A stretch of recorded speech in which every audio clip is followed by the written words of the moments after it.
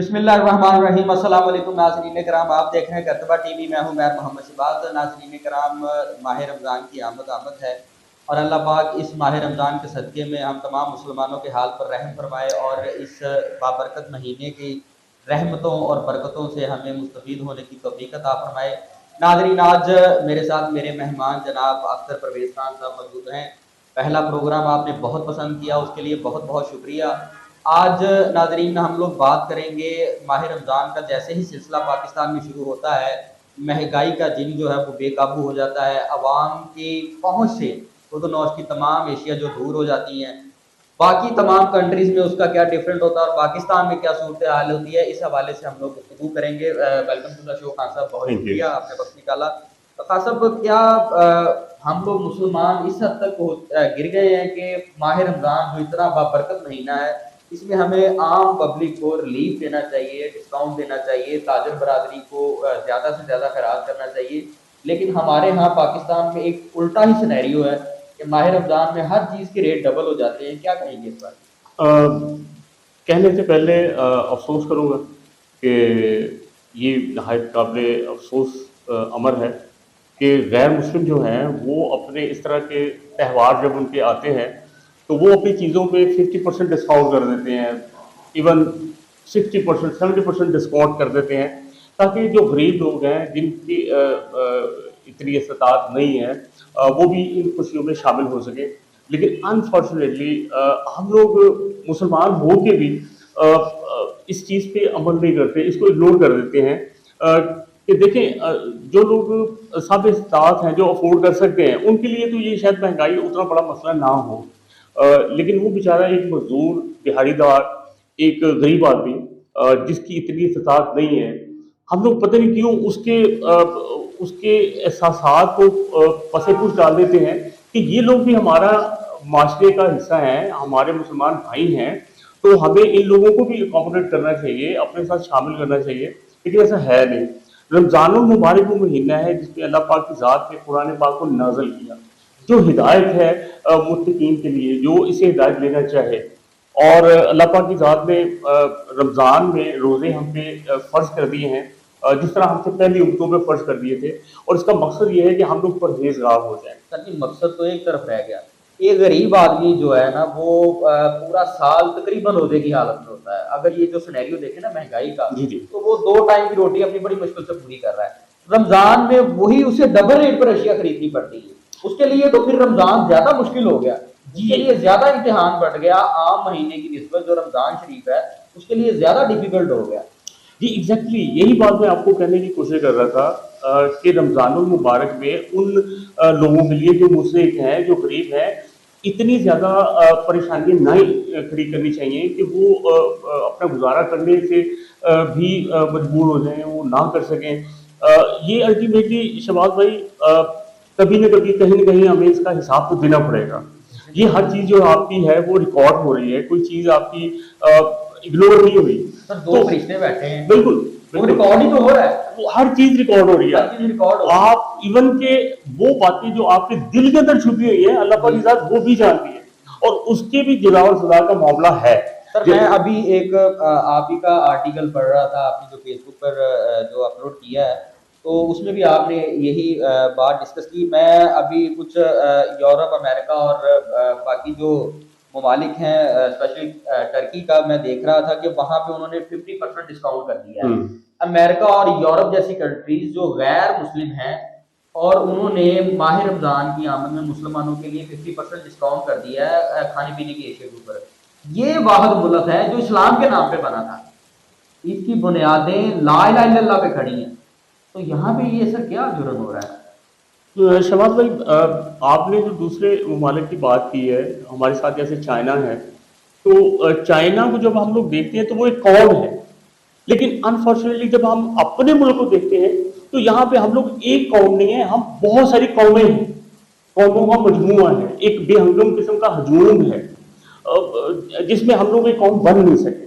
मतलब आप ये देखिए कि गैर मुस्लिम ममालिक जो है वो गैर मज़हब होते हुए भी मुसलमानों के रिवॉर्ड के लिए उनको 40% 50% डिस्काउंट दे रहे हैं। जी, जी। और अल्हम्दुलिल्लाह हम लोग मुसलमान होने के साथ साथ, कलमा गो होने के साथ साथ अपने आप को दीन इस्लाम पे चलने का दावा करने के बावजूद हम लोगों का अमल ये है कि वो जो रमजान से पहले एक चीज 100 रुपए की बिक्री है वो रमजान में 250 की हो जाती है। उस गरीब आदमी, अभी मैं आपको एक चीज बताऊं, यहाँ से जूम में हम लोग बैठे हैं, यहाँ पे जितने लोग उम्रे पे गए हैं, मेरा अल्लाह पाक सबको तौफीक दे वहां पे जाने की, और ये एक अच्छा अमल है। मैं लोग अपनी बख्शिश के लिए दुआ करते हैं, क्या उनकी बख्शिश हो जाएगी जब उनके हमसाये में, अगर मैं कुछ उलमा दीन के मुझे ये बताया कि आपके हमसाये में तकरीबन चारों तरफ में 40 घर ऐसे होते हैं जो आपके हमसायकी में गिने जाते हैं शरीयत के हवाले से। तो उन 40 घरों में अगर भूख प्यास है, उन बच्चों ने 2 टाइम की रोटी नहीं खाई, तो आपका उम्रा कबूल है। हज उम्रा किए जा रहे हैं, वही लोग बेसिकली हमारी ताजर बरादरी है, जिन्होंने रेट डबल करने और बाद में उम्रा भी करना है उन्हीं पैसों पर, और उन्हीं पैसों से फिर उन्होंने रमजान पैकेज भी देना है। जी लोगों को जलील करके उनकी तस्वीरें उतार के उन्हें लाइनों में खड़ा कर रहे हैं। मैं एक फैक्ट्री का नाम ही लेना चाह रहा, उस फैक्ट्री का मुल्तान रोड पे फैक्ट्री है, तकरीबन वहां पे 200-400 ऑटो की लाइन लगी हुई मैंने देखी कि रमजान पैकेज उन्होंने देता है। और सर उन्होंने अपनी जो लेबर है ना उसकी सैलरी कितनी रखी है, 25,000 रुपए, 12 घंटे ड्यूटी, 25,000 रुपए सैलरी, रमजान पैकेज दे रहे हैं। मुझे बताएं कि जिस घर का बिल 30,000 40,000 बिल आ रहा है, गैस का बिजली का बिल डाले और उसके घर में बच्चों के खाने पीने की अशिया डाले, तो 80-70-80,000 का पैकेज बनता है। तो वो 25,000 में किस तरह गुजारा कर रहा है, क्या उसका रमजान पैकेज कबूल है? देखिए शिवाज भाई, ये तो अल्लाह पाक की ज़ात बेहतर जानती है कि किसका कौन सा अमल कबूल करती है वो, और किसका कौन सा बहुत बड़ा अमल भी रद्द कर दिया जाता है। देखिए हम लोग जब किसी की मदद करते हैं ना, तो हम लोग ये भूल जाते हैं कि यार उसकी एक इज्जत नफ्स भी है और उसकी एक उसके एहसास भी हैं। आप लाइनों में लगा के और उनको दिलों ख्वार करके अगर आप उनको कुछ उनकी हेल्प करते भी हैं तो नामुनासिब है ये। मतलब मैं पर्सनली इसको अच्छा नहीं समझता कि आप किसी की इज्जत नफ्स मजरूह कर रहे हो, और उसको हेल्प अगर आपने करना है तो इस तरह करें कि उसकी इज्जत नफ्स मजरूह ना हो, दूसरे कान को पता भी ना चले किसी तरह, क्योंकि आप जो उसकी मदद कर रहे हैं इसका सिला तो आप अल्लाह पाक की ज़ात से मांग रहे हैं ना, उस मदद करने वाले से तो उसका सिला नहीं मांग रहे ना।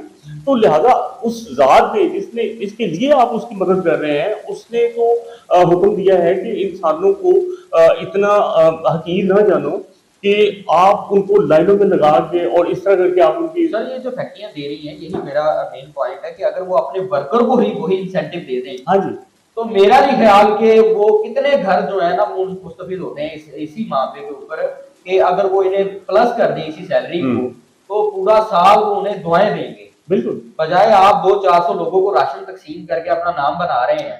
शबाज भाई यही बात है जो आपने अभी कही है कि ये बेसिकली अपना नाम बनाने की कोशिश एक होती है, यानी एक दिखावा होता है कि जी वो फलां सेठ साहब ने, फलां चौधरी साहब ने, मलिक साहब ने या किसी ने इतने लोगों की हेल्प की, कि मतलब 20 लोगों की हेल्प करके 50 को जाहिर करना और अपना नाम जो है उसको परमानेंट करने की कोशिश करनी। अल्लाह पाक की ज़ात को इस तरह की कोई मदद की जरूरत नहीं है, वो आपको आपकी इस तरह की मदद समेत आपको रिटर्न कर दिए जाते हैं। जैसे कि अल्लाह पाक की ज़ात कहती है कि वो नमाजें जो आप दिखावे के लिए पढ़ते हैं वो इन लोगों के मुंह पे मार दी जाएंगी कि ये नमाजें तुमने उसके लिए नहीं पढ़ी, ये तो तुमने अपनी एक नमूद नुमाइश के लिए नमाजें पढ़ी।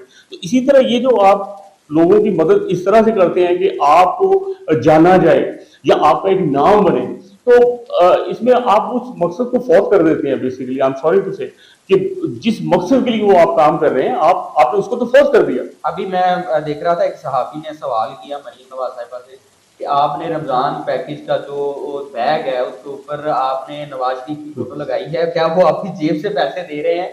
तो उन्होंने कहा जी ये हुकूमत किसकी है, नवाज शरीफ की है तो लग सकती है फोटो, मुझे तो नहीं समझ आ रही। इस तरह से फोटो सेशन किए जा रहे हैं, लोगों के घरों में जाके उनकी तजलील की जा रही है, इस पर खान साहब आपका क्या सही है? मैं सर इस पे अफसोस ही कर सकता हूँ और इनकी हिदायत के लिए अल्लाह पाक से दुआ ही कर सकता हूँ, क्योंकि हम लोग जिस स्टेज पे जिस जगह पे बैठे हुए हैं हम और कुछ नहीं कर सकते। तो अपनी एफर्ट करने की जो हम कर सकते हैं वो तो हमें करनी चाहिए। वही मैंने आपको लास्ट टाइम भी एक एग्जांपल दी थी कि जब हजरत इब्राहिम अलैहिस्सलाम को आग में डाला गया तो एक बुलबुल उड़ी थी अपनी चोंच के अंदर पानी का कतरा लेके, तो उसको दूसरे परिंदों ने कहा कि इतनी बड़ी आग को एक तुम्हारा ये एक कतरे पानी का जो है कैसे बुझाएगा। तो बड़ा अच्छा जवाब था उसका। उसने कहा कि मुझे ये गर्ज नहीं है कि वो आग बुझ जाए मेरे इस कतरे से, मैं ये चाहती हूँ कि वो जो दो ग्रोह हैं, एक आग लगाने वाला और एक बुझाने वाला, मैंने ये देखना है कि मेरा जो शुमार है वो किस ग्रोह के अंदर है, आग लगाने वालों में या बुझाने वालों में। तो शहबाज भाई, ये हमारे यहाँ पे ये जो एक नफसियाती बीमारी बन गई हुई है अपने आप को प्रोमिनेंट करने की। अब मैं प्रोग्राम के एंड में आपसे गुजारिश करूंगा कि हमारी ताजिर बरादरी से जरा रिक्वेस्ट करते हैं रमजान शरीफ के हवाले से कि वो आम पब्लिक के लिए कोई रिलीफ जो है ना वो ला दें।